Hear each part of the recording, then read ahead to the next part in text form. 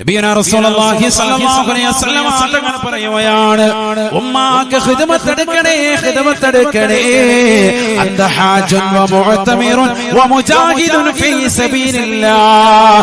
നീ ഹാജിയാണ്, നീ ഉംറ നിർവഹിച്ചവനാണ്, നിനക്ക് ജിഹാദിന്റെ കൂലി ലഭിച്ചവനാണ് എന്ന് ഹബീബുനാ ഷഫീഉനാ റസൂലുള്ളാഹി.